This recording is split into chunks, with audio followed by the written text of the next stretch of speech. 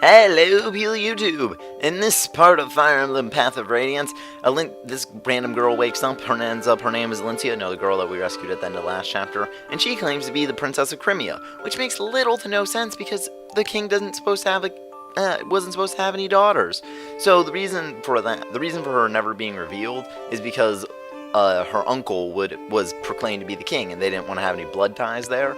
Maybe her and uncle didn't know of her existence. I don't know. That's really never classified over. But he's dead now, so that's fun. Anyways, everybody is like, do we help protect her? What do we do? Then a bunch of Daien scum come and they're like, hey, we want the princess, which pretty much confirms that she is in fact the princess. So anyways, Soren and Sinone say, no, let's just hand her over. We're done with her. But then everybody else is like, no, we gotta protect her. And Greil realizes, no, they're planning on attacking us no matter what, because, well, he just figures out they're gonna attack no matter what, and they would probably kill us, even if we handed over the princess right away. So that decides, okay, let's go do this. And, okay, so on hard mode, this chapter is in darkness, which is really annoying, but it doesn't actually make it more difficult if you know what you're doing. Like, if you're playing on hard mode for your first time through, that might make things a little bit tricky. Anyways, you're given access to every single unit that you've had access to this far, so that's pretty nice. What I like to do is I like to send Gotri and Oscar towards the... Okay, come on, past you, hurry up here.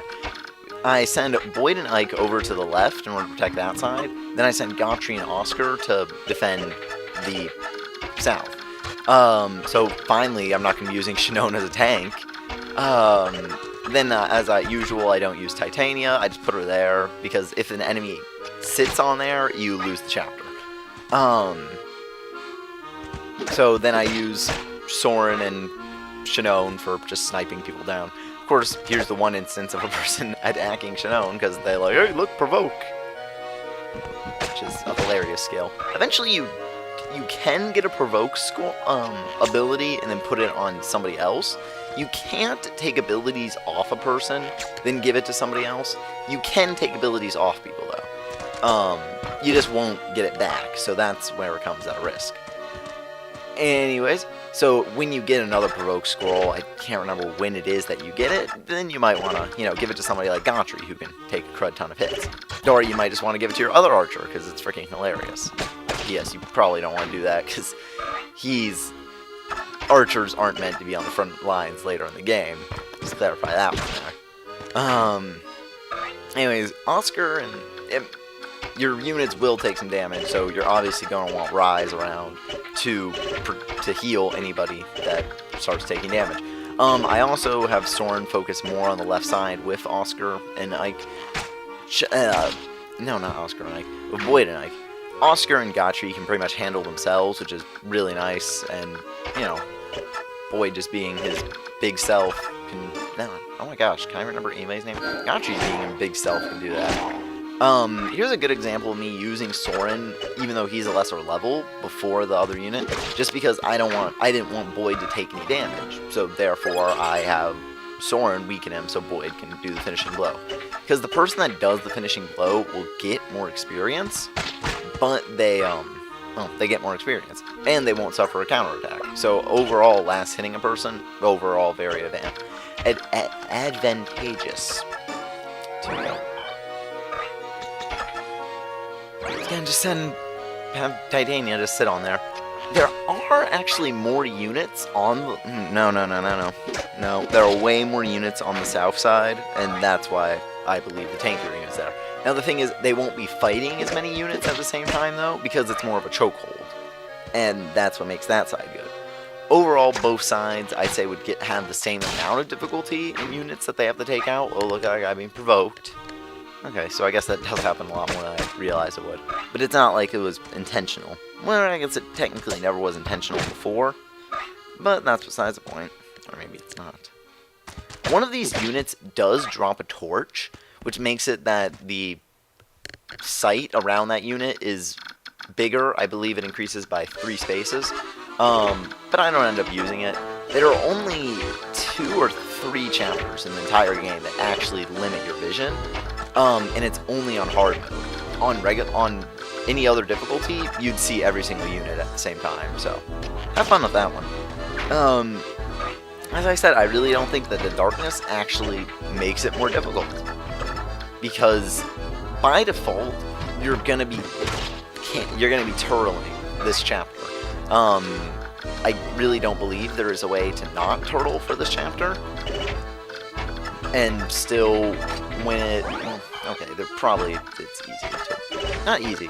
There's definitely a way to not turtle and still win this chapter, but I believe turtling is the most efficient way to win this chapter, so that's what I do. And the only reason you'd have to not turtle is, I guess, if you could see everybody.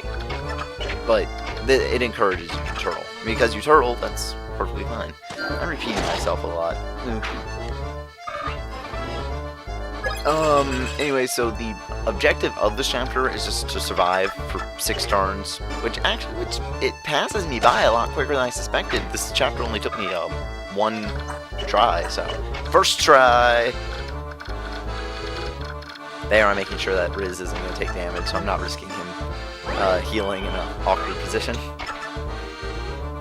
And I'm saying Riz, the proper pronunciation. After all these years of saying Rise. In the bottom, it becomes a little bit annoying with all these horses, because horses, what they'll do is they'll go in, attack, and then retreat, and then another horse can come in, go in, attack, retreat, and that's quite annoying because it allows them to get more attacks in on your unit. But as long as you keep that unit healed up, you have some vulnerabilities, so don't feel you have to attack every turn. If you have to heal, feel free to do that.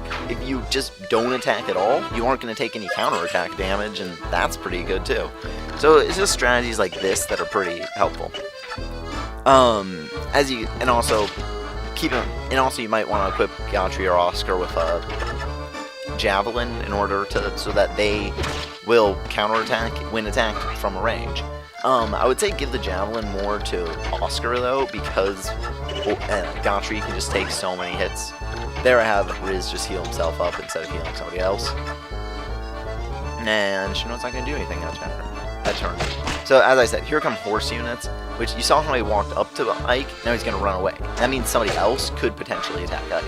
I don't know if anybody does, but they could, and it's really annoying because then Ike takes more hits. It accounts for more damage than you want to take. Somebody else does attack him. Archer dude. And right here I'm like, oh crap! Luckily, I cannot talk this chapter. Ike has a very high speed and manages to dodge it. Could have been the end of the chapter there though, so unfortunately that is one instance of the darkness being not helpful to me at the slightest. What do I do here? Trying to decide who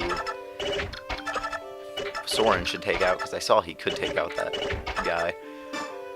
So I decided to focus on the other side. I like to focus on one side, then the other side when it comes to splitting up my team.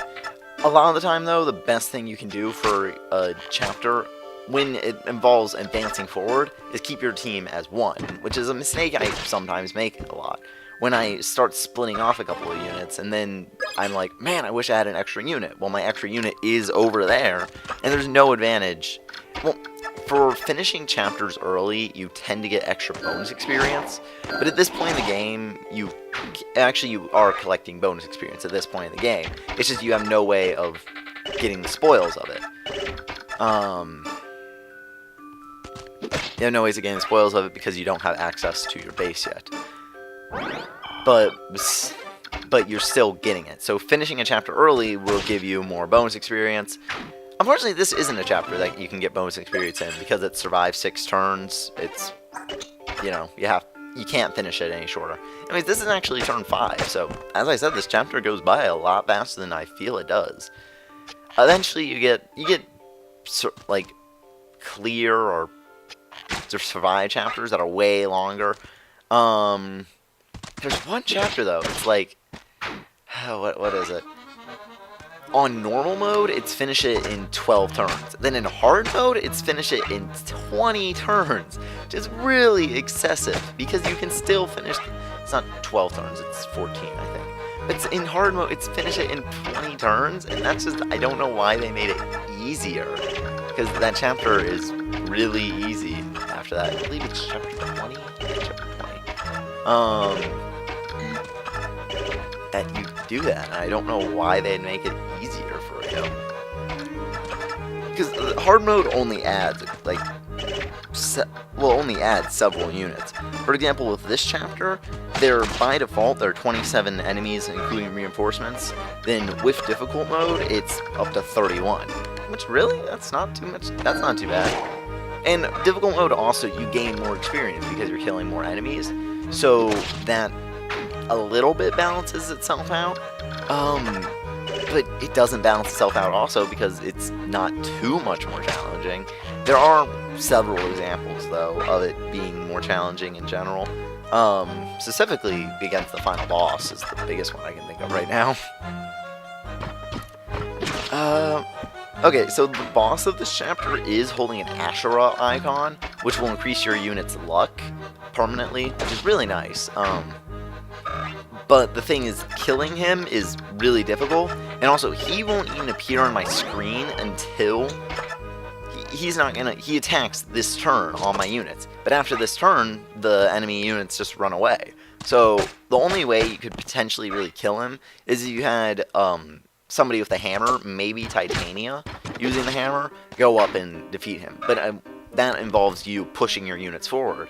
And as I said, I think the best strategy for this chapter is the turtle. Still, if you want that Asherah icon, go push yourself ahead. It might take a couple of retries, though.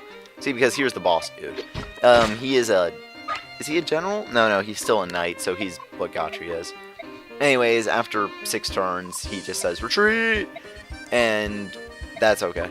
So Greil's like, okay, everybody, we are getting the hell out of here, and we're gonna go with Valencia, so that's pretty good. They are going to Galilee, which is the country to the south, because they had good relations with the royal family. So that's objective there. Here we actually get introduced to Mrs. Medallion, which is all of a sudden just lighting up, which is crazy. And here it is. Woo! It's bright and shiny. Anyway, so that thing is actually important, so remember that. It's going to be missed out on a couple of chapters, though, so use that brain thinking. Here's the guy being all like, oh, I failed. And this is Petrine. She's kind of a badass, going, what the crap do you mean? And there's Ina. She's the advisor to Petrine, saying, yo, dog, they're going to go to Galilee. So they're going to set up a trap for us. Fortunately, this is a little thing of, like, you know, the player getting to know something and not being surprised when there is a trap. So that's fun. See ya.